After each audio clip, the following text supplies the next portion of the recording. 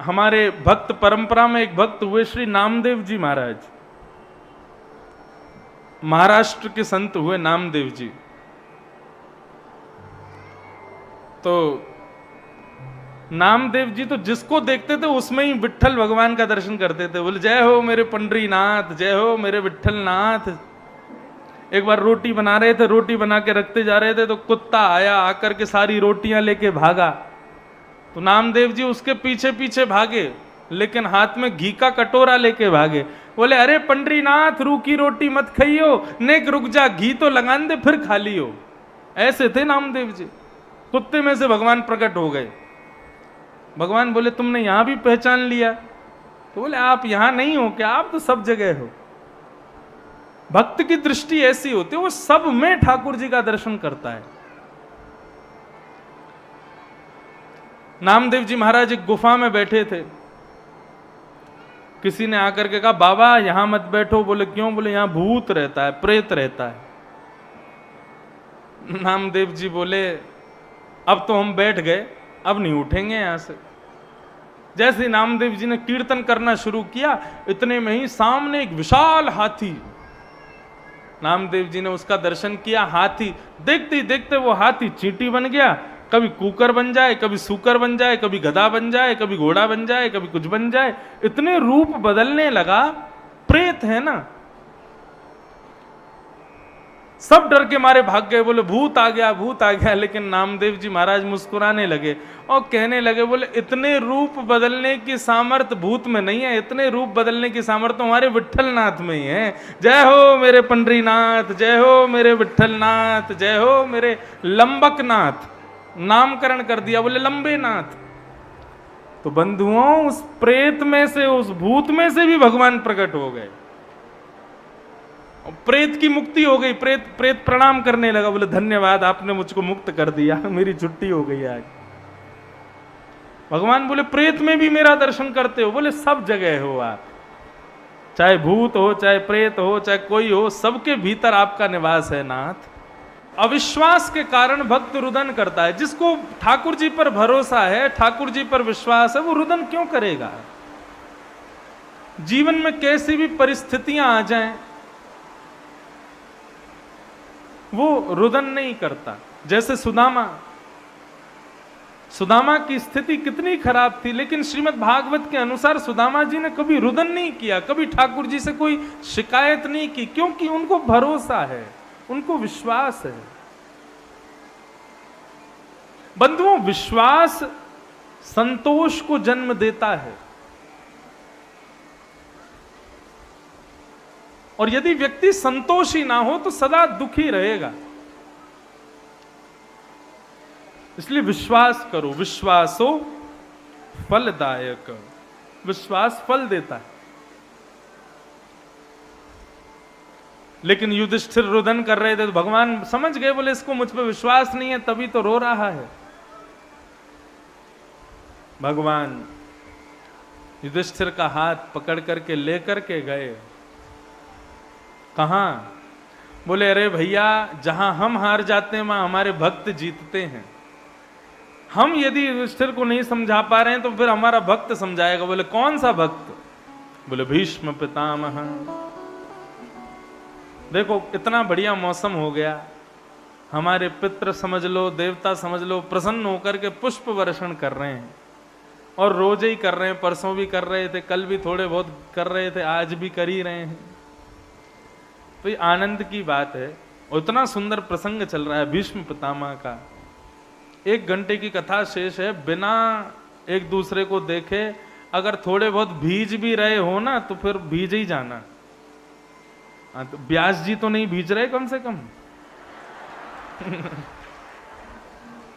एक बार पिताजी की कथा हुई पंजाब में, क्रिकेट के स्टेडियम ग्राउंड में कथा हो रही थी। इतने में जोर की बारिश हुई। तो पहले इतने बढ़िया वाले पंडाल नहीं वाटरप्रूफ होते थे, ऐसी पन्नी लगा देते थे। तो पंजाबी तो होते ही आनंद वाले हैं। तो जैसी वर्षा हुई तो सब बोले महाराज जी आप तो कीर्तन कराओ, हम नाचेंगे। पिताजी बोले ठीक। अब जैसे ही कीर्तन शुरू हुआ महाराज, कीर्तन शुरू होते ही सारे पंजाबी नाचने लगे। पिताजी बड़े खुश, बोले ये सब भीग रहे हैं, मैं बचा हुआ हूं। लेकिन उनके ऊपर जो पन्नी थी वो भरती जा रही थी और पिताजी को पता नहीं थी कि ऐसा भी कुछ हो रहा है। और धीरे धीरे धीरे धीरे कीर्तन कराते कराते सब भीग गए, लेकिन पिताजी बचे हुए। इतने में ही वो ऊपर भरी भई जो पन्नी वो भटाक से फूटी, सारा जल। लेकिन हमारे आजाद जी ने बढ़िया वाला पंडाल लगवाया, ऐसा है कि सारा पानी उधर उधर ही जाएगा, मुझ पे नहीं आएगा। तो इतना बढ़िया मौसम हो रहा है, मूसलाधार बारिश हो रही है, सब देवता आनंद कर रहे हैं, पितृ प्रसन्न हो गए, प्रेम से कथा श्रवण करो। भगवान बोले कि भैया आप भीष्म पितामह के संशय को एक ही व्यक्ति दूर कर सकता है। भैया भीतर आई गए हो पानी,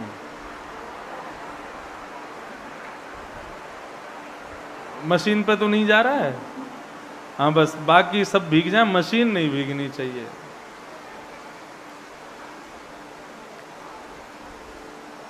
भीष्म पितामह के पास भगवान युधिष्ठिर आदि समस्त पांडवों को लेकर के गए। जैसे ही पहुंचे,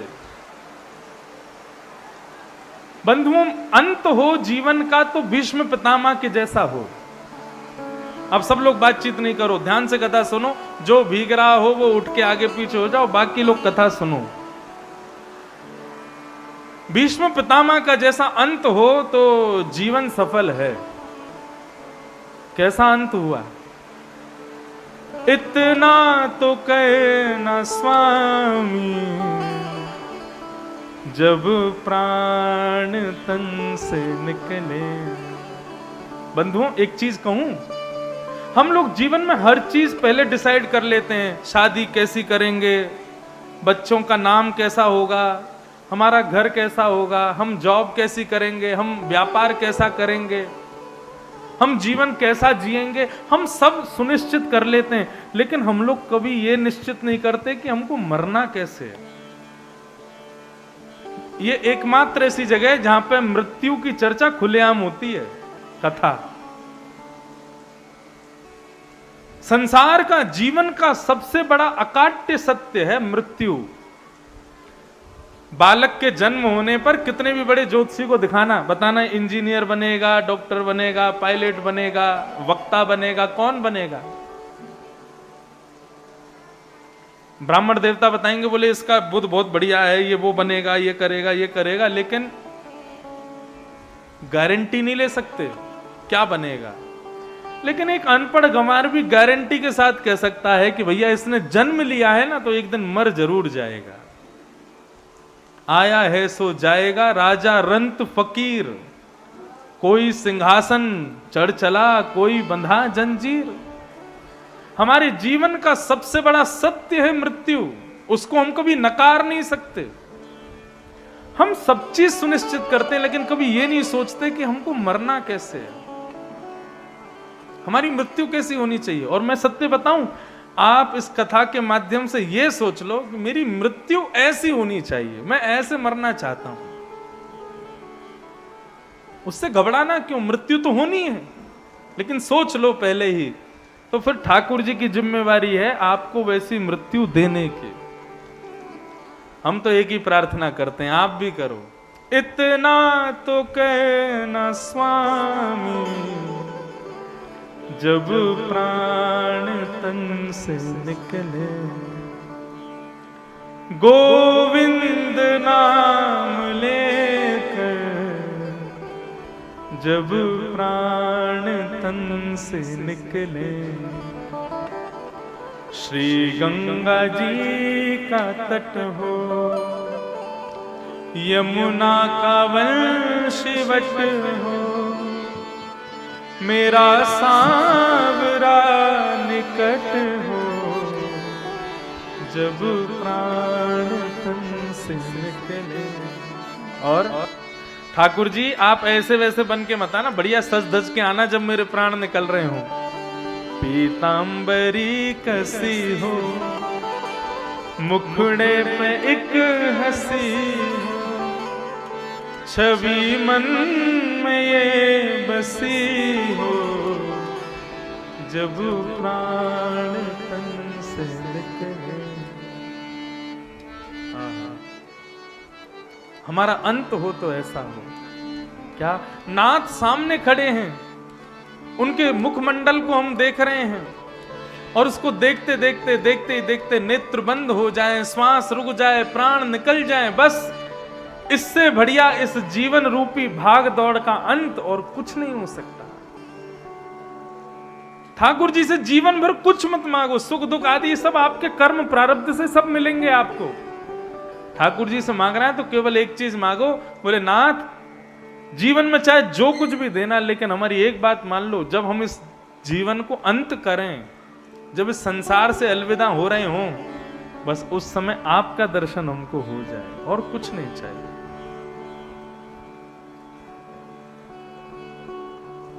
भीष्म पितामह का आज वो संकल्प पूर्ण हुआ।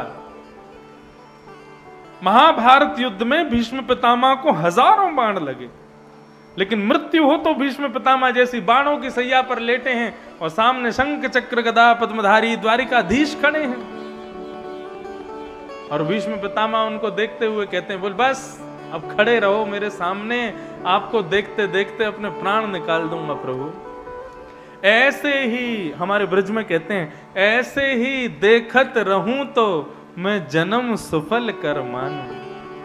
आप मेरे सामने हो, तुम सामने हो मेरे, किस बात की कमी है, किसी और वस्तु की अब दरकार भी नहीं है, तेरे नाम से गुलाम गुलफाम हो रहा है, मेरा आपकी कृपा से सब काम हो रहा है। गाइए, मेरा आपकी कृपा से सब काम हो रहा है। करते हो तुम कन्हैया, करते हो तुम कन्हैया, करते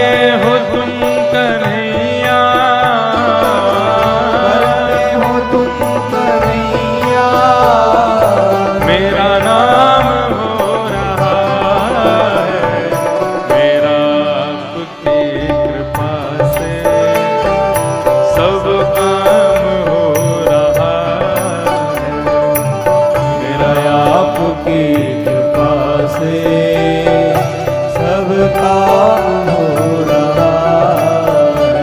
ओ पतवार के बिना ही मेरी नाव चल रही है, पतवार के बिना ही मेरी नाव चल रही है, हैरान है जमाना मंजिल भी मिल रही है, हैरान है जमाना मंजिल भी मिल रही है, ओ हैरान है जमाना मंजिल भी मिल रही है, हैरान है जमाना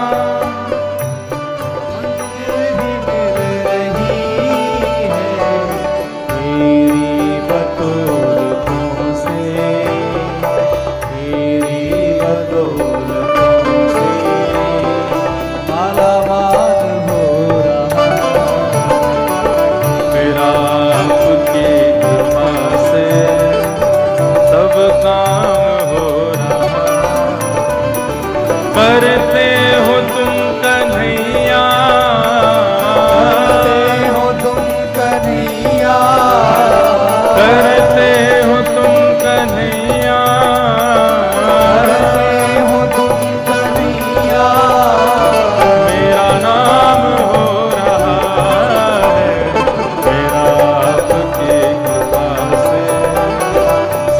काम हो रहा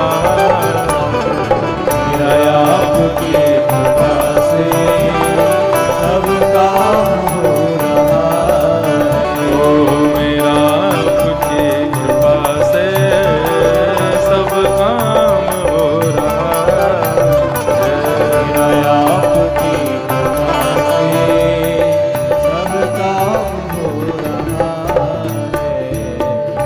तो तुम सामने हो मेरे, बस ऐसी मृत्यु चाहिए हमें। ठाकुर जी सामने खड़े हों और प्राण निकल जाए, बस। भीष्म पितामह की यही स्थिति थी। सामने ठाकुर जी खड़े थे, इतने में ही पांडव बोले भैया हमारे मन का संशय दूर होगा नहीं और ये भीष्म पितामह ठाकुर जी को देखते देखते प्राण निकाल देंगे। तो पांडवों ने आके चरण पकड़े, तो रोते हुए पांडवों को देख करके भीष्म पितामह समझ गए कि ये अविश्वास की वजह से रो रहे हैं, इनको ठाकुर जी पे विश्वास नहीं है। देखो कितनी बड़ी विडंबना, भीष्म पितामह कौरवों के पक्षधर बाणों की सैया पर लेटे और मुस्कुरा रहे हैं, और पांडव जिनको भगवान ने जिताया हाथ से हाथ मिला करके चल रहे हैं, कदम से कदम बढ़ा करके चल रहे हैं, ऐसे पांडव रो रहे हैं। क्यों? क्योंकि अविश्वास है। भगवान की भक्ति में 3 चीजों को याद रखना, सूत्र हैं ये। पहला विश्वास, दूसरा संबंध, ठाकुर जी से कोई ना कोई संबंध जरूर बनाओ, और तीसरा समर्पण, ठाकुर जी पे ही छोड़ दो सब कुछ। ये 3 बात हमेशा याद रखो, विश्वास, संबंध और समर्पण। भीष्म पितामह ने पांडवों को समझाया, बोले ए सवई भगवान साक्षात दध्यो नारायण कुमार। पांडवों, तुम्हारे रुदन का कारण केवल एक है, अविश्वास। क्यों? तुमको लगता है कि ये तुम्हारे मामा का बेटा है, तुम्हारा परिवारी है, तुम्हारा संबंधी है, तुम्हारा भाई है, लेकिन ये तुम्हारा कुछ भी नहीं है। तो कौन है? बोले ए सवई भगवान साक्षात, ये साक्षात भगवान है, जिनको तुमने अपने रथ का सारथी माना, जिनको अपना छोटा भाई माना, और ना जाने क्या क्या संबंध तुमने बनाए, ये कुछ भी नहीं है, ये साक्षात भगवान है। और पांडवों को भीष्म पितामह कहते हैं अब आप लोग इधर हो जाओ, मुझे मेरा काम पूर्ण करने दो।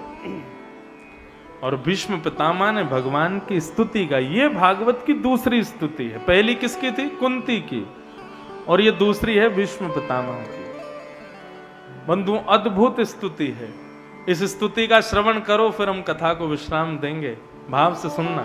वैसे तो पूरी स्तुति संस्कृत में है, लेकिन मैं 2-4 श्लोक गाऊंगा, इसलिए श्रवण कीजिएगा। श्री भीष्म उवाच इति मते रूपकल्पिता वितृष्णा भगवत सात्वत पुंगवे विभुम्ने स्वसुखमुपगते क्वचिद् विहर्तुं प्रकृतिमुपेयुषि यद्भव प्रवाह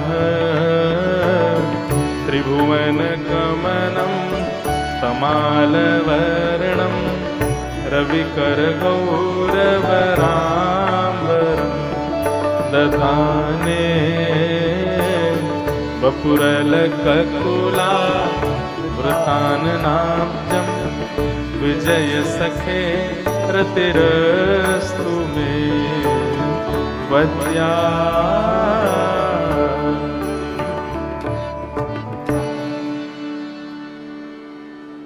अब 30 मिनट बिल्कुल सावधानी से बैठो। कथा में सदैव मेरुदंड, ये पीछे जो कमर है इसको सीधी करके बैठा करो। आप कहोगे महाराज जी आपने तो बढ़िया मसनद लगा रखी है पीछे, हमको दो तो हम भी बैठ जाएं। पीछे आपके जो बैठे हैं श्रोता उसकी कमर लगा लो, उसके घुटने से लगा के बैठ जाओ, लेकिन सीधे बैठो। इसके पीछे बहुत बड़ा कारण है, क्यों कह रहे हैं सीधे बैठो। देखो जो शब्द हम लोग बोलते हैं या आप लोग बोलते हो, और भागवत के श्लोक आदि जब हम गा के बोलते हैं तो इसको कहते हैं सामवेद। क्या कहते हैं? ये सामवेद के अंतर्गत आता है। गायन शैली आदि ये सब सामवेद के अंतर्गत है। और सामवेद कहां से प्रकट होता है? गरुड़ जी जब आकाश में उड़ते हैं और अपने पंखों को ऊपर नीचे जब लहराते हैं तो हवा के टकराव से उनके पंखों से निकलने वाली ध्वनि ही सामवेद है। और गरुड़ जी तब तक नहीं उड़ते जब तक उनकी कमर पर शंख चक्र गदा पद्मधारी नारायण ना विराजें।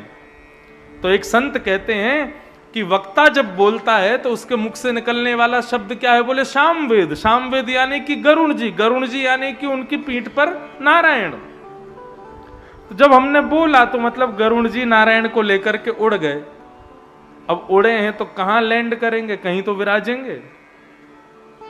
टेढ़ी मेढ़ी गली हो, ऊंची नीची गली हो, वहां पे गाड़ी नहीं डाली जाती। सीधी गली हो वहीं पे गाड़ी रखी जाती है।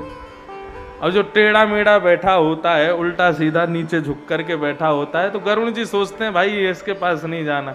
लेकिन जो मेरुदंड सीधा करके एकाग्र चित्त से कथा श्रवण कर रहा होता है, गरुड़ जी उसी के कर्ण रंध्र से प्रवेश करके उसके हृदय में जाके विराज जाते हैं। इसलिए ये मेरुदंड सीधा करके बैठो, कथा श्रवण करो। वैसे तो एक आसन पर बैठना चाहिए, सुख आसन, लेकिन कई लोग यूं बैठ जाते हैं। और ये दोनों घुटने जो इस तरीके से दोनों घुटने जो ऐसे पकड़ते हैं उसको बोलते हैं दरिद्रासन। उस आसन में बैठने से दरिद्र हो जाता है व्यक्ति। और कई लोग तो व्यासपीठ की तरफ पैर फैला के बैठते हैं। महाराज जी हमारे चरणों के दर्शन करते रहो, कथा सुनाते रहो। एक आसन पर बैठो। वैसे तो यहां इतनी आप संख्या में आ गए हो कि अब आसन बदलने की बीच वालों को तो जगह भी नहीं होगी। तो एक आसन पर बैठो, सीधे बैठो। और भीष्म पितामह क्या कह रहे हैं बहुत ध्यान से सुनना। भीष्म पितामह भगवान से कहते हैं इतिमति रूप कल्पिता वितृष्णा भगवत सात्वत पुंगवे विभूम्ने। बहुत सावधानी से सुनिएगा, अद्भुत बात। बोले प्रभु मेरे जीवन का अंत होने वाला है और मैं इस अंत को होने से पूर्व अपने मन का एक मेरा अधूरा काम रह गया, वो पूरा करना चाहता हूं। मेरी एक अंतिम ख्वाहिश है। भगवान बोले क्या? बताओ, हम पूर्ण कर देंगे। बोले पक्का पूरी करोगे? बोले हाँ बिल्कुल करेंगे, बताओ। तो भीष्म पितामह बोले मेरी एक कुंवारी बेटी बैठी है, उसकी अभी तक शादी नहीं हुई है, मैं उसकी शादी करना चाहता हूं। भगवान बोले राम राम राम राम। भीष्म पितामह तुमने तो जीवन में कभी ब्याह ही नहीं किया, तुम्हारी तो शादी नहीं हुई कभी, तुम तो बाल ब्रह्मचारी हो, तुम्हारी बेटी कहां से हो गई? कहीं ऐसा तो नहीं कहीं तुमने गुपचुप किसी से ब्याह कर लिया और उससे तुम्हारी बेटी हो गई और तुम उसका ब्याह की चिंता हमसे कह के जा रहे हो? तो भीष्म पितामह बोले नहीं प्रभु, ऐसा नहीं है। जरूरी नहीं है कि ब्याह के बाद ही बेटी जन्म लेती है। आपने प्रत्येक मानव को जन्म से एक बेटी दे रखी है। मतलब ऐसा समझ लो भाइयों को एक बेटी दे रखी है, माताओं को एक बेटा जन्म से ही मिला हुआ है। वो कौन है? मती हमारी। बेटी बेटा किसको कहते हैं? जो अपनी जिद पूरी करवावे, जो अपनी मन की इच्छाएं पूरी करवावे अपने माता पिता से, उसी को तो बेटी बेटा कहते हैं। तो हमसे जिद अपनी पूरी कौन करवाता है? हमारी मति, हमारा मन। आपने किसी को कहा कि भैया हमारे फार्म हाउस में कथा होने वाली, आप आना, तो लोग प्रत्युत्तर क्या देते हैं? ठीक है, मन बनाते हैं, मन होगा तो आएंगे, मन करेगा तो जाएंगे, मन की इच्छा होगी तो देखेंगे। ये मन हम सबसे अपनी इच्छाएं पूरी करवाता है, इसीलिए ये मन ही, ये मति ही हमारी बेटी है और हमारा बेटा है। भीष्म पितामह की बात सुनो। भीष्म पितामह कह रहे हैं मेरी बेटी कुंवारी है, मैं उसका ब्याह करना चाहता हूं, मेरी मति रूपी बेटी। भगवान बोले ब्याह किससे करना चाहते हो? बोले आपसे करना चाहता हूं। मतलब ऐसा नहीं कहा कि मेरा मन अपने चरणों में रखो। किस तरीके से कह रहे हैं भीष्म पितामह कि मेरी मति रूपी बेटी के लिए सुयोग वर आप हो नाथ, आप उससे ब्याह कर लो। भगवान बोले ब्याह करने से क्या होगा? बोले बेटी जब तक कुंवारी होती है तब तक अपनी इच्छा पूरी करवाती है, लेकिन जब उसका ब्याह हो जाता है तो अपनी पति की इच्छा पूरी करवाती है पिता से। यदि मेरी मति रूपी बेटी के पति आप बन जाओगे नाथ, तो मेरी मति वो इच्छा प्रकट करेगी जो आपकी इच्छा होगी, और जो आपकी इच्छा होगी वो यदि मैं करूंगा तो मेरा जीवन धन्य हो जाएगा। इसलिए मेरी मति रूपी बेटी से ब्याह करो। देखो, कथा भागवत सब लोग सुनते ही हो, लेकिन इन कथाओं से सीखना क्या है? ये भक्त जिस तरीके से, जितनी चतुराई से, जिस प्रकार की भाव से ठाकुर जी से बातें करते हैं ना, वो सुनने योग्य है। अब बताओ भीष्म पितामह कितनी चतुराई से बात कर रहे हैं, लेकिन हम चतुर हैं तो ठाकुर जी चतुर शिरोमणि हैं। भगवान बोले अच्छा, जब तुमने ब्याह का प्रसंग छेड़ा है तो दामाद में कुछ गुण होने चाहिए, ये नहीं हो तो बेटी का ब्याह नहीं करना चाहिए। ध्यान से सुनना, दामाद में कौन कौन से गुण होने चाहिए भगवान सब बता रहे हैं। पहला, कन्या वर्यते रूपम।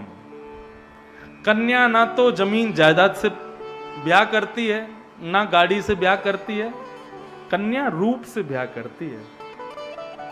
कुछ हो ना हो, लेकिन हमारे होने वाले दामाद का रूप सुंदर होना चाहिए, सुंदर होना चाहिए। भगवान बोले तुम्हारी बेटी के लिए मैं सुंदर हूं कि नहीं तुमको कैसे पता? तो भीष्म पितामह बोले त्रिभुवन कमनम तमाल वर्णम। आप कह रहे हो कि आप सुंदर नहीं हो? हमारे ब्रज में कहें, हे कृष्ण लला तुम होते लली तो गरे कट जाते करोड़न के। लाला, हम पे बहुत बड़ी दया करी जो तू लाला बन के आयो। यदि लाली बन के आयो होतो तो ना जाने कितने इनके गरे कट गए होते। आप कहते हो कि आप सुंदर नहीं हो? त्रिभुवन कमनम तमाल वर्णम रविकर गौर वराम वरम दधाने। अरे कन्हैया, जब आप भी पीतांबरी पहन करके नंद भवन से बाहर आते थे ना, तो सूरज भी खुद को बादल की ओट में छुपा लेता था। क्यों? बोले कि अरे जब एक सूर्य नीचे भ्रमण कर रहा है तो मेरी क्या आवश्यकता है, इतने सुंदर हो आप। आप सुंदरता की बात करते हो। महाराज जब भगवान कर रहे थे तब कामदेव आया, और कामदेव आकर के भगवान से बोला कि जब सुंदर स्त्री पुरुष मिलते हैं तो मैं तो आता हूं। भगवान बोले ठीक है, तू आके दिखा। जैसे ही भगवान पर हावी होने लगा तो भगवान ने अपना रूप इतना सुंदर किया कि कामदेव भी मूर्छित होकर गिर गया। इतने सुंदर हो आप। आप कहते हो कि आप सुंदर नहीं हो। और भीष्म पितामह ने यहां पर एक चीज और बताई है, त्रिभुवन कमनम तमाल वर्णम रविकर गौर वराम वरम दधाने।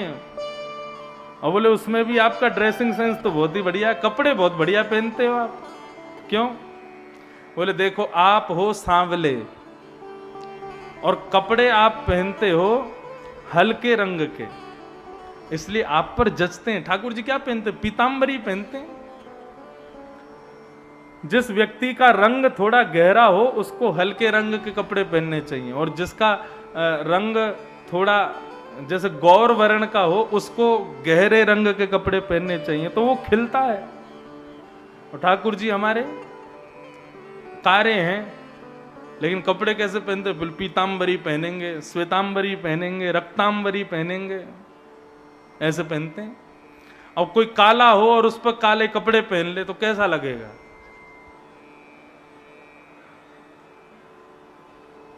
एक बार पति पत्नी दोनों भोजन करने के बाद में गली में घूम रहे थे। पति बहुत काला था, काले कपड़े पहन रखे थे। गली में लाइट थी नहीं, अंधेरा हो रहा था, रात्रि का समय, तो दोनों पति पत्नी घूम रहे थे। इतने में ही एक पड़ोसन आई बाहर, आके बोली, अरे बहन तुम अकेली घूम रही हो, जीजा जी नहीं है? तो जीजा जी हंस गए, तो उनके दांत दिख गए। तो अच्छा, संग ही खड़े हैं। गहरे रंग के कपड़े, जिनका गहरा रंग हो उनको गहरा नहीं पहनना चाहिए, उनको हल्का पहनना चाहिए। हमारे ठाकुर जी का ड्रेसिंग सेंस बहुत बढ़िया है। त्रिभुवन कमनम था, तो रूप में पास हो गए, दामाद में रूप होना चाहिए। भगवान बोले अकेले रूप को देख करके ध्यान नहीं करना चाहिए, दामाद में और भी गुण होने चाहिए। बोले कौन कौन से? बोले दामाद सुंदर हो, पहला गुण। दूसरी बात, दामाद शौर्यवान हो। शौर्यवान मतलब, अरे कल को जीवन में उतार चढ़ाव आवे तो हमारी बेटी की रक्षा करे, हमारी बेटी को हर परिस्थिति से बचावे। दामाद ऐसा होना चाहिए, शौर्यवान होना चाहिए। भीष्म पितामह बोले आपसे बढ़िया शौर्यवान और कोई नहीं है। बोले क्यों? इतने बड़े महाभारत युद्ध में इतने बड़े बड़े योद्धा थक गए, हार गए, पस्त हो गए, लेकिन अर्जुन को एक बाण स्पर्श नहीं कर पाया। क्यों? क्योंकि उसके सारथी आप थे, क्योंकि उसके रक्षक आप थे। आप इतनी द्रुत गति से अर्जुन के रथ को घुमाते थे कि कोई बाण उसका स्पर्श भी नहीं कर पाता था। आप जैसा सारथी मेरी बेटी को मिल जाएगा तो मेरी बेटी सदा खुश रहेगी। प्रभु आप सुंदर हो, शौर्यवान हो, 2 गुण हो गए। दामाद में तीसरा गुण क्या होना चाहिए? भगवान बोले देखो सुंदरता और शौर्यता पर ही रीच करके बेटी का ब्याह नहीं करना चाहिए, दामाद का स्वभाव भी अच्छा होना चाहिए। हाँ, कल को घर के लोग सब आमे, बुआ बुआ आमे, सबके पांव छुवे, सबको प्रणाम करे, सबसे प्रेम से मिले, ऐसा होना चाहिए। ऐसा थोड़ी सबके सामने मुंह फुला करके बैठ जाए, मुंह अपना सीधा होके बैठ जाए, मैं दामाद हूं, मैं थोड़ी झुकूंगा, ऐसा थोड़ी। स्वभाव भी मधुर होना चाहिए। भीष्म पितामह बोले आपसे बढ़िया स्वभाव संसार में किसी का नहीं है। भगवान बोले क्यों? बोले सेवक को स्वामी आज्ञा करे कि भाई मेरा रथ निकालो, सुनने में अच्छा लगता है, स्वामी आज्ञा कर सकता है, लेकिन हमने महाभारत में कुछ और ही देखा। बोले क्या? बोले आपसे अर्जुन कहता है सेनयोर भयोर मध्य रथम स्थापयमेच्युत, हे अच्युत मेरे रथ को ले जाइए और ले जाकर के उभय सेना के बीच में खड़ा कर दीजिए। अर्जुन की इतनी ताकत, आपको आज्ञा करता है और आप क्या करते हो? तुरंत हाथ जोड़ करके जो आज्ञा, तुरंत रथ को चलाने लग जाते हो। स्वामी होकर के भी सारथी बने हुए हो, इससे बढ़िया स्वभाव और क्या होगा प्रभु? आपका स्वभाव बहुत मधुर है, सौंदर्य है, शौर्य है, स्वभाव भी अच्छा है, लेकिन हमारा दामाद समझदार भी होना चाहिए, बुद्धिमान भी होना चाहिए। भीष्म पितामह बोले आपसे बढ़िया समझदार कोई नहीं है दुनिया में। बोले क्यों? कि व्यवहित प्रतना मुखम निरीक्ष्य स्वजन बधात् विमुखस्य दोष बुद्ध्या कुमति महर्दात्म विद्ययाय शरण रति परमस्य तस्य मेस्तु। आपसे बढ़िया समझदार कौन होगा? क्यों? महाभारत के युद्ध के प्रारंभ में अर्जुन ने अपने धनुष बाण छोड़ दिए, बोला मैं युद्ध नहीं करूंगा। तब आपने खड़े होकर के अर्जुन से कहा अर्जुन युद्ध क्यों नहीं करेगा? और तब आपने उसको 18 अध्याय में गीता का ज्ञान दिया, ऐसा ज्ञान दिया कि 18 अध्याय पूर्ण होते ही अर्जुन ने तुरंत धनुष बाण उठा लिए और युद्ध करने लग गया। ये आपकी बुद्धि ही तो है, जिस बुद्धि से आपने अर्जुन का मनोबल बढ़ाया। आप बहुत विद्वान हो प्रभु, आप में बहुत समझदारी है, मेरी बेटी तो आपके पास ही रहेगी। सौंदर्य, शौर्य, स्वभाव, समझदारी, 4 गुण हो गए दामाद में। अब 5वां और अंतिम गुण, हमारा दामाद प्रेमी होना चाहिए।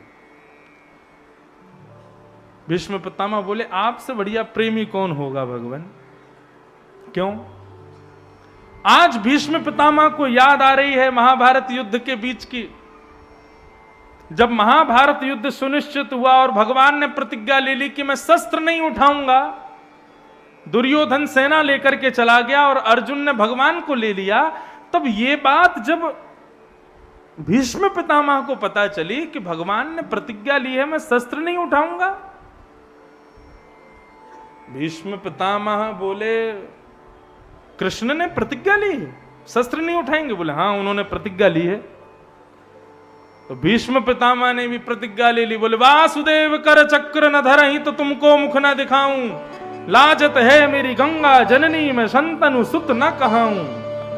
यदि महाभारत युद्ध के मध्य में वासुदेव श्री कृष्ण ने आप सबके मध्य में शस्त्र नहीं उठाया, मैं वचन देता हूं मैं संतनु सुत नहीं, मैं गंगा का बेटा नहीं, यदि मरा तो अपना मुख नहीं दिखाऊंगा किसी को। प्रतिज्ञा ले ली भीष्म पितामह ने। महाभारत का युद्ध प्रारंभ हुआ। बहुत ध्यान से सुनना। जैसे युद्ध प्रारंभ हुआ तो 10 दिन के अंदर कौरवों की आधी से ज्यादा सेना खत्म कर दी पांडवों ने। दुर्योधन चिंता में आ गया। बोले ये क्या हो रहा है, सब कुछ उल्टा हो रहा है, हमारी सेना हार कैसे सकती है, इतने बलवान हैं हम लोग। तब उसने भीष्म पितामह की रथ की ओर देखा और बोले कि ये ढीले पड़े हैं इसलिए हम हार रहे हैं। और दुर्योधन सुना के कहने लगा, बोले खाते हमारा अन्न है लेकिन भला चाहते हैं पांडवों का। भीष्म पितामह ने जैसे ही सुना कान खड़े हो गए। पितामह भीष्म बोले हे दुर्योधन क्या बोलते हो? बोले सही तो बोल रहा हूं, आप रहते हमारे पास हो लेकिन आप भला पांडवों का चाहते हो। क्यों हमारी सेना खत्म हो रही है, क्यों नहीं मार पा रहे हम इन पांडवों को, क्या हमसे ज्यादा बलवान है? भीष्म पितामह बोले मरने का बहुत डर है ना तुझे, हारने का बहुत डर है ना, चल तुझे अपना रूप दिखाता हूं। आज अर्धरात्रि में जब अपनी संध्या करके निवृत्त होऊंगा, भजन करके निवृत्त होऊंगा, अपनी पत्नी भानुमति को भेजना, आकर के मुझे प्रणाम करेगी, उसको आशीर्वाद दूंगा, अखंड सौभाग्यवती भव। अपने भजन के बल का मैं उसको आशीर्वाद दूंगा, अखंड सौभाग्यवती का। नहीं मरेगा तू, नहीं हारेगा तू, जीत जाएगा तू। बता और कुछ चाहिए? दुर्योधन बोला नहीं नहीं, मैं तो बस यही कह रहा था, आप ठंडे मत पड़ो, ऐसे ही गर्म रहो। आप ठंडे पड़ गए तो हार जाएंगे हम, मैं भेज दूंगा अपनी पत्नी को। अब ये बात हो रही थी भीष्म पितामह और दुर्योधन के बीच में, लेकिन यहां कान खड़े थे भगवान के। भगवान सामने रथ चला रहे हैं और कान यहीं लगा के ये इन दोनों के बीच में बात क्या चल। अच्छा तो रात में ये होने वाला है, चल भैया योगेश्वर कृष्ण दिखाओ अपना कमाल। रात्रि में अर्धरात्रि का समय हुआ, भगवान ने ऊंची धोती पहनी, सिर पर स्वाफा बांधा और एक ग्वाला का रूप धारण करके हाथ में लालटेन लेके सीधे गए द्रौपदी के पास। सो रही थी द्रुपद सुता, उसके पैर के अंगूठे को पकड़ के खींचा, बोले जल्दी उठ। द्रौपदी बोली कौन है? बोले मैं हूं। इतनी रात को क्यों उठा रहे हो? बोले ज्यादा पूछ पूछ मत कर, सोती रहेगी तो तेरा भाग्य भी सोता रहेगा, जल्दी चल मेरे साथ। भगवान द्रौपदी को ले जाने लगे और बोले सुन घूंघट कर ले नीचे तक, और जाना सीधे जाकर के भीष्म पितामह को प्रणाम करना, प्रणाम करके आशीर्वाद लेके चुप बाहर आ जाना, कुछ बोलना नहीं। बाई चांस भीष्म पितामह पूछने लग जाएं अकेली आई है, कोई आया नहीं साथ में, तो बोल देना नौकर आया है मेरा। नाम पूछे तो गोपाल भैया बता देना, ठीक है। बोलना नहीं इससे ज्यादा कुछ भी। बोले हाँ नहीं बोलूंगी। द्रौपदी भीतर गई, भीष्म पितामह बैठे थे मंत्र जाप। भीष्म पितामह साधारण थोड़े ही हैं। भीष्म पितामह के पास जाकर के द्रौपदी घूंघट करके बैठी। भीष्म पितामह ने जैसे ही अपना भजन पूर्ण किया तो भीष्म पितामह ने देखा, बोले अरे भानुमति आ गई, जरूर भानुमति आई है। माला नीचे रख के प्रणाम करके दोनों वरद हस्त को द्रौपदी के सिर पर रख करके बोले अखंड सौभाग्यवती भव, तुम्हारा भाग्य अजर अमर हो जाए, उसको कोई मारेगा नहीं। अब भगवान ने ये थोड़ी बताया था कि आशीर्वाद ये मिलने वाला है। द्रौपदी बोली ये क्या बोल रहे हैं, मेरे पतियों से पूरे दिन युद्ध करते हैं और मुझे ही आशीर्वाद दे रहे हैं, अखंड सौभाग्यवती भव। द्रौपदी बोली एक बार कंफर्म कर लेती हूं। तुरंत द्रौपदी ने घूंघट ऊपर किया और बोली पितामह फिर याद रहे, कल से 5 में से एक का भी बाल बांका नहीं हो जाए, सारी जिम्मेवारी आपकी है। आपने आशीर्वाद दिया अखंड सौभाग्यवती भव, एक का भी बाल बांका आपसे पूछूंगी यदि किसी को कुछ हुआ तो। भीष्म पितामह घबरा गए, बोले द्रौपदी तू? मैंने तो भानुमति को बुलाया था। क्यों? मैं आपकी पुत्र वधू नहीं? मुझे आशीर्वाद का अधिकार नहीं है? भीष्म पितामह बोले अब क्या कहूं मैं, होना वही है जो राम रचि राखा। लेकिन तुरंत भीष्म पितामह ने अपने आंखों का ढंग बदला, चेहरे का रंग बदला और क्रोध में भर के बोले द्रौपदी, इतनी रात को तुझे मेरे आशीर्वाद लेने की इच्छा कैसे प्रकट हुई? अकेली आई है? कोई आया है साथ में? बोले कोई नहीं आया। बोले कौन आया है, सच सच बताओ। अब तो सिंह की तरह गर्जना की, द्रौपदी घबरा गई। बोले कोई नहीं आया, अकेली आई हूं। वैसे तो आया है लेकिन वैसे कोई नहीं आया है, वैसे तो अकेली हूं लेकिन आया है कोई। क्या बोलती है आया है नहीं आया है? कौन आया है? बोले गोपाल भैया। कौन गोपाल भैया? हमारा नौकर है, ग्वारिया है, दूध काटता है। उसकी कोई बहन नहीं थी तो मैंने ही रक्षाबंधन पर उसको राखी बांधी, तब से भाई है। भीष्म पितामह बोले दिखाइए जरा अपने गोपाल भैया को, जरा मैं भी तो देखूं। भीष्म पितामह के पास लाने की सामर्थ्य रखने वाला साधारण नहीं हो सकता, दिखा मुझे कौन है। अब तो द्रौपदी बोली आप इतने बड़े राजा, आप क्या नौकर से क्या मिलोगे? नहीं नहीं चल मेरे साथ। बाहर आए, भगवान दूर छुप के बैठे थे, इंतजार कर रहे कब आएगी। बाहर आकर के जैसे शेर की तरह गर्जना करके बोले कहां है गोपाल भैया?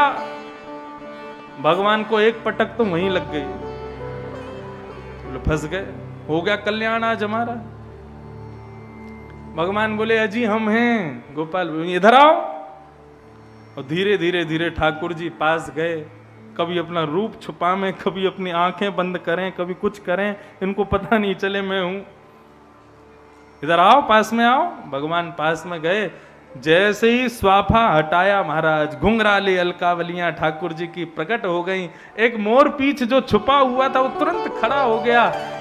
चंद्रमा स्वयं को रोक नहीं पाया, दिव्य किरण से ठाकुर जी के सुंदर वदन को आच्छादित कर दिया। और रात्रि में उस रणभूमि में ठाकुर जी का दिव्य रूप प्रकट हो गया। देख करके भीष्म पितामह आनंदित हो गए, नेत्र सजल हो गए भीष्म पितामह के। मरकट बंधु, छलिया, माखन चोर, सारे उल्टे सीधे काम करता है, एक भी काम सीधा नहीं करता। तुझे किसने बताया कि मैं रात में भानुमति को आशीर्वाद देने वाला हूं? और कब कब मैं भानुमति को द्रौपदी बना दिया? भगवान मुस्कुरा के बोले हम तो बचपन से कहते आए हैं कि हम भगवान हैं, आप ही लोग नहीं मानते। मैं ईश्वर हूं। अच्छा ईश्वर है? बोले हाँ ठीक है। द्रौपदी तुमको जो मैंने आशीर्वाद दिया है उसकी जिम्मेवारी मैं इसको देता हूं। ये बचा के दिखाए अब पांचों को मुझसे, मैं देखता हूं। अब यदि पांचों को कुछ भी हो जाए तो इसको पकड़ना, और कल से देखता हूं कैसे बचाते हो तुम पांडवों को मुझसे। प्रातः काल का समय हुआ, भगवान रात में बहुत डांटे द्रौपदी को, बोले तेने सब खराब करवा दिया, अब कल से देख क्या होगा। दूसरे दिन भगवान ने दुर्योधन आदि को कहा पीछे हट जाओ, आज युद्ध मैं लड़ूंगा। अब भीष्म पितामह कवच पहन करके, मुकुट लगा करके जैसे ही रणभूमि में उतरे हैं, एक बाण को अभिमंत्रित करते हुए छोड़ते हैं, एक में से अनेक बाण निकलते हैं। आपस में सेना एक दूसरे को देखते बोले भागो, पितामह भीष्म आया। 10 दिन में जितनी पांडवों ने कौरवों की सेना खत्म की, एक दिन में और एक दिन के चंद मिनटों में भीष्म पितामह ने उतनी पांडवों की सेना को खत्म कर दिया। हाहाकार मच गया रणभूमि में। पितामह भीष्म ने अपने रथ को एक जगह खड़ा किया, सामने भगवान कृष्ण रथ में बैठे हैं और पीछे अर्जुन बैठा है। बाण निकाल करके सीधा प्रत्यंचा चढ़ा करके अर्जुन को केंद्र में लिया। बोले देखता हूं कैसे बचाते हो इसको। जैसे ही अर्जुन को केंद्र में लेकर के बाण छोड़ने वाले भगवान बोले भैया आज बचाओ इनसे। ठाकुर जी बोले भीष्म पितामह को कैसे रोकूं, क्या करूं, कहां जाऊं? अर्जुन है मेरो प्राण, मैं हूं अर्जुन को प्राण, अर्जुन के जीवन को जीवन हमारो है। अर्जुन मेरा प्राण है, इसको मैं कैसे बचाऊं? तभी ठाकुर जी ने दूर टूटा हुआ एक रथ का चक्का पड़ा था, ठाकुर जी की दृष्टि पड़ी, कभी उसको देखते हैं, फिर भीष्म पितामह को देखते हैं, फिर उसको देखते हैं। इतने में ही ठाकुर जी दौड़े, कूदे रथ से और जाकर के रथांग पाणे बनकर के रथ का चक्का उठाया और दौड़े हैं भीष्म पितामह की ओर। जैसे शेर झपटता है एक हाथी के ऊपर, ऐसे द्वारिकाधीश झपटे हैं भीष्म पितामह के ऊपर। रथ का चक्का लेकर के भगवान दौड़ते हुए आ रहे थे। भीष्म पितामह हाथ में धनुष बाण लेके खड़े थे। जैसे ही ठाकुर जी ने रथ का चक्का उठाया, भीष्म पितामह ने धनुष बाण नीचे रख के ताली बजाने लगे, वाह वाह वाह, जय हो। हाँ भाई सब लोग सुन लो, क्या आप कहो में शस्त्र बिन भूमि हरऊं सब भार। इन्होंने प्रतिज्ञा ली थी कि शस्त्र नहीं उठाएंगे। देख लो, दर्शन कर लो, रथ का चक्का लेकर के खड़े हाथ में मुझको मारने के लिए। शस्त्र नहीं है तो क्या है? आप कहो में शस्त्र बिन भूमि हरऊं सब भार, तू हमको क्षत्रिय ना गिने, बोल ही वचन विचार। हम क्षत्रिय हैं, कहां गई तुम्हारी प्रतिज्ञा? मैं शस्त्र नहीं उठाऊंगा, मैं तो बिना शस्त्र के लड़ूंगा। अब क्या हुआ, क्यों उठाया शस्त्र? ठाकुर जी मुस्कुराने लगे। दार चक्र हरि हस पड़ो, दियो उत्तर ब्रजराज। ठाकुर जी उत्तर दे रहे हैं कि दार चक्र हरि हस पड़ो, दियो उत्तर ब्रजराज। हमारो ब्रज को राजा उत्तर दे रहा हो। बोले कहा आज तजी प्रतिज्ञा मोरी, मैं तोरी प्रतिज्ञा काज। पितामह मैंने शस्त्र क्यों उठाया? क्योंकि आपने प्रतिज्ञा ली थी कि यदि वासुदेव कृष्ण ने शस्त्र नहीं उठाया तो मैं किसी को मुख नहीं दिखाऊंगा, मैं जननी, मैं संतनु का बेटा नहीं, मैं गंगा का बेटा नहीं, और यदि तुम मरोगे तो तुम किसी को मुख नहीं दिखाओगे, ऐसी तुमने प्रतिज्ञा ली थी। यदि मैं शस्त्र नहीं उठाऊंगा तो तुम किसी को मुख नहीं दिखाओगे, और मुख नहीं दिखाओगे तो अंत काल में मैं आऊंगा तो मेरी स्तुति कैसे गाओगे, मेरा दर्शन कैसे करोगे? बाणों की सैया पर मेरा दर्शन कैसे तुमको होगा? इसलिए तुम्हारा मुख सीधा रहे, तुम मुझे देख पाओ।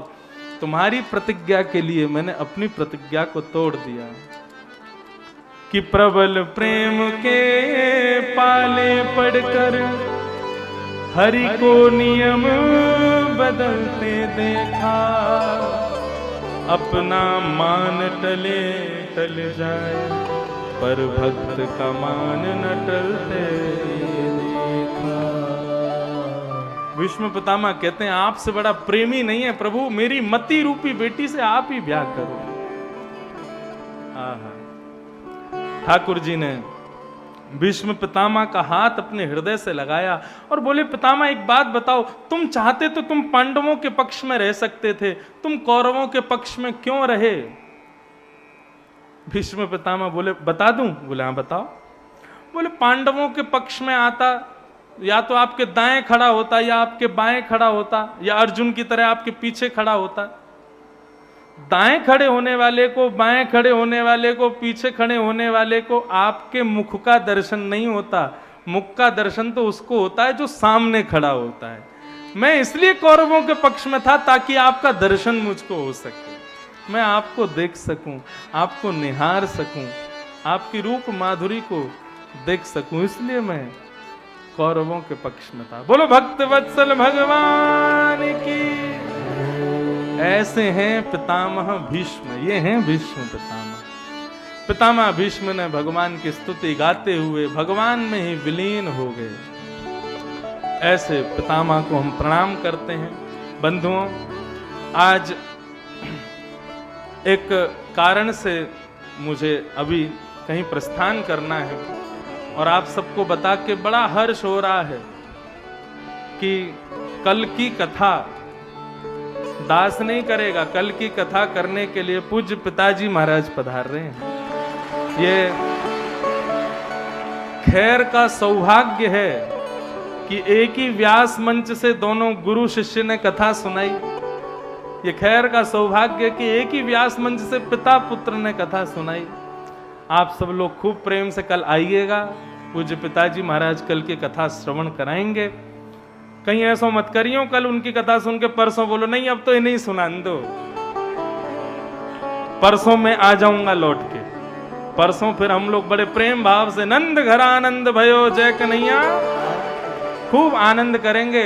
पूरा खैर उस दिन हमारा वृंदावन बन जाए। पीले पीले वस्त्र पहन के आना, खूब आनंद से सब लोग आना। अभी कोई उठ के नहीं जाओ, आरती हो, आरती के पश्चात ही सब लोग जाना। प्रेम और भाव से 2 मिनट संकीर्तन करते हुए आज की कथा को विश्राम देते हैं।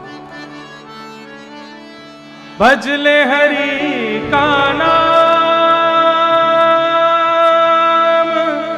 पांडुरंग, भजले हरि का